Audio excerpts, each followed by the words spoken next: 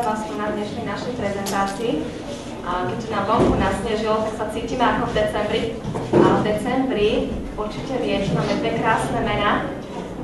Jedným je Svätý Mikuláš a druhým je Svätá Lucia. Takže naši druháci pre vás pripravili prezentáciu o Mikulášovi a potom o Svätej Lucii. Takže najprv Svätý Mikuláš. Prajem príjemný zážitok. O môj láskavý Pane Bože, príjmi svojho služobníka. Mikuláš, môj drahý synu, rád ťa vidím, všetko najlepšie. Zajtra máš sviatok, čo si želáš? Ďakujem, drahý Pane, ale pozri sa na to. Santa Claus. Ukáž? Naozaj, to je strašné, konkurencia nám rastie. Deti v Európe na mňa zabúdajú a čakajú na amerického pupkáča v červenom košíku. Týmto zosmiešňujú moju prácu. Pane, ako to môžeš dopustiť? Čo mám s nimi robiť? Oni si ho vymysleli. Keď sa im nepáči Svätý Mikuláš, myslím, čakajú na Santa Clausa z komína. Ja tento rok na zem nepôjdem. Ale drahý Mikuláš, to predsa nemôžeš urobiť. Len si spomeň na časy, keď si bol biskupom v Mire. Ako si pomohol tým 3 chlapcom, ktorých chcel krčmár zabiť a naložiť do soli. Pamätám. A keď si pomohol námorníkom v strašnej búrke. Aj na to sa pamätám. A vtedy, keď si pomohol tým 3 dievčatám, ktoré nemali dosť peniazy na to, aby sa mohli vydať. Áno, pamätám. Noci som prišiel pod okno a každý som nechal mešec zlata. No vidíš, snáď dnes nechce sklamať deti na zemi, veď máš také dobré srdce. Ale nikto už neverí, že existujú. Čo je horšie, už ani vo mňa neveria.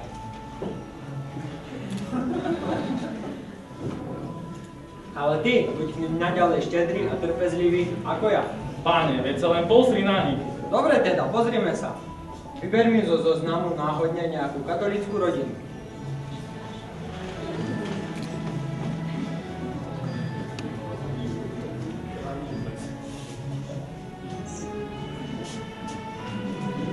Slovenskom, 12 rokov manželstva, syn a dcérka. Výborne, pozrime sa na nich. Zajtra je Mikuláša. No vidíš, ako ten čas letí. Mala by si deťom nachystať nejaké sladkosti. Sladkosti? A kde by som ich vzala? Tu nemáme doma nič sladké. A kúpil si niečo? Ja? Veď ty chodíš na nákupy. A myslíš si, že máme peniaze na hlúposti? Tu sa pozeraj. Účet za plyn, vodu, elektrínu, pôžička na dom, životná poistka, zdravotná poistka, smeti, telefón, jeden mobil, druhý mobil, tretí mobil. Keď sa toto všetko vyplatí, ledva máme peniaze na chleba. Z jednej výplaty na nejakej sladkosti nezostane. Tak čo vymyslíme? Čo by sme vymýšľali? Každému hodím do čižmy jednu horálku a bude. Kde sa podeli posledné 2 horálky? Zjedol som ich. Ty si zjedol posledné 2 horálky? Tak som mal chudno, nezblázni sa. Nič nerobíš, len tu tak sedíš pred televízorom a funíš. Prácu si nevieš nájsť, sprchu v kúpeľni nevieš opraviť. Nič nerobíš a ešte zješ aj posledné 2 horálky. Ja že nič nerobím? Tento dom by ti dávno padol na hlavu, keby si nič nerobím. A môžem ja za to, že nevieš nachystať deťom nejaké sladkosti do ich čiziem? Ty si ich zhltol, tým kúp druhé, alebo nedostanú nič. Nedostanú, tak nedostanú. Môžem sa vykašľať na celého Mikuláša. A čo ste nezbrali na matike? Sčítavanie. 1 plus 1 rovná sa 2. Á, to si pamätám. To bola nuda. Dostala som z toho 1. Super. Ty si čo dnes dostal? 1 štvorku, 1 peťku a 1 poznámku. No páni, rodičia sa nepotešia. No a čo? Počuj, zajtra je Mikuláša. Kamarátka mi hovorila, že Pán Boh v nebi posiela svätého Mikuláša každý rok na zem, aby deťom priniesol sladkosti. Ale len tým, čo poslúchali a boli celý rok dobré. No jasne. Myslíš, že Mikuláš niečo prinesie? Uvidíme. Ak príde. Veď si bola dobrá celý rok. Píšeš si úlohy, pomáhaš mame a nosíš dobré známky do školy. Za to ty si nebol až taký dobrý. Napríklad, keď si oklamal ocka, aj keď si od hnevu rozbil hrček. A ani známky nemáš dobré. Ale ja ťa mám rada. Určite aj Pán Boh ťa má rád a povie Mikulášovi, aby ti niečo priniesol. Uvidíme. Už ste doma, deti? Oci, dostala som jednotku z matematiky.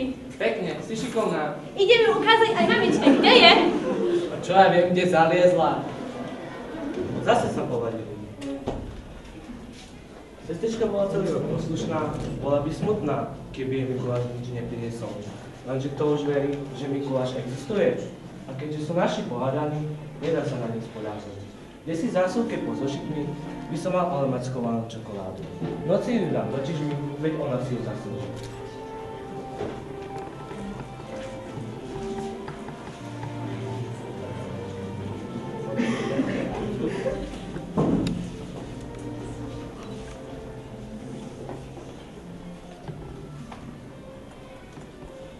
Dobrý Pane Bože, nehnevaj sa na mňa, ani na môjho bračeka a pošli Mikuláša aj k nám.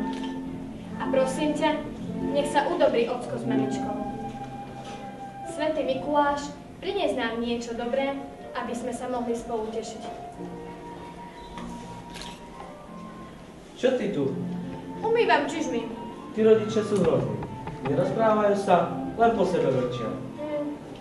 Tu máš, daj si čižmu do okna. A na čo? Veď som bol neposlušný celý rok. Veď len skús, až taký zlý si predsa nebol. Keď myslíš? A teraz umyť zuby a spať. No len sa pozri, drahý Mikuláš. Treba uznať, že to nie je ideálna rodina. Ale tá malička sa mi páči. Je to hrdinstvo. Sama z celej rodiny ešte skutočne verí. To je pravda, ale čo s ostatnými? Pokiaľ ide o rodičov, musel by sa stať zázrak. Ty predsa môžeš robiť zázrak. A čo neposlušný synáčik, zaslúži si niečo? To už nechám na teba. No dobre, tak ja teda pôjdem na zem, ako každý rok, ale pôjdem len tam, kde aspoň niekto verí, že existuje. V poriadku, buď požehnaný. Ďakujem, pane.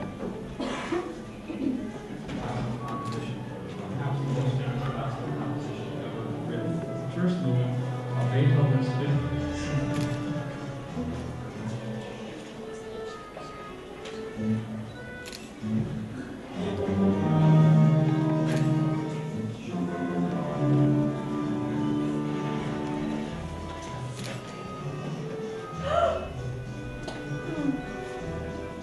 A bračekovi nič?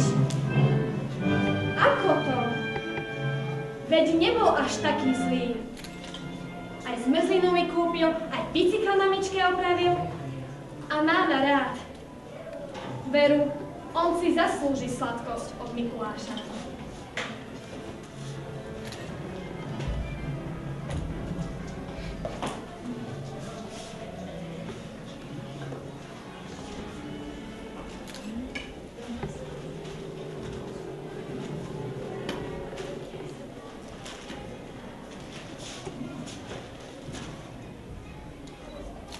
Ak je to tak, potom si obaja zaslúžia kopec dobrov od svätého Mikuláša.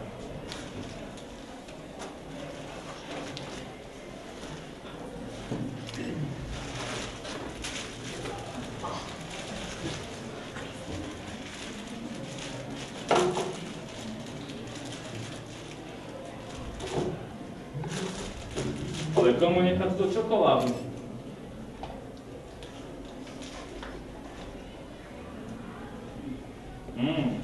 A je to.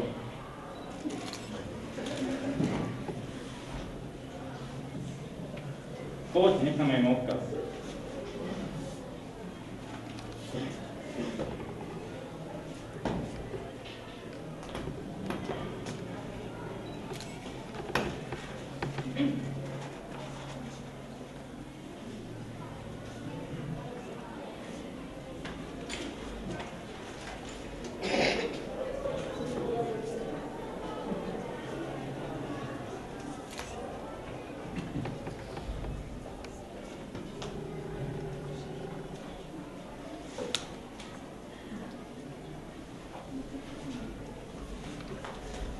Sestrička, choď sa pozrieť, čo ti donesol Mikuláš. Nie, ty choď prvý. Svätý Mikuláš ti určite priniesol niečo veľmi dobré. Len sa pekne pozri prvá. Ty prvý. Aha, pozri sa. Wow. Pusti ho, nedeti. Čo sa mu stalo? Aha, čo si tu je? Drahá rodina, mám veľkú radosť, že deti sa majú rady a dúfam, vy si z nich vezmú príklad. Pamätajte na to, že Pán Boh vás ľúbi. Pozdravom vás Svätý Mikuláš. Pozri sa, zlatý atrament. Je to možné?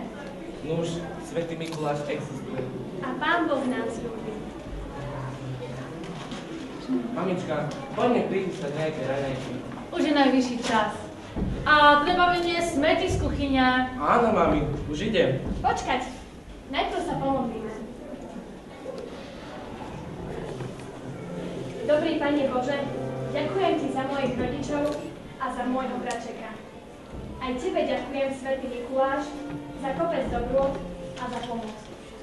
Sláva Otcu i Synu i Duchu Svätému, ako bolo na začiatku, tak i teraz, i vždycky, na veky vekov.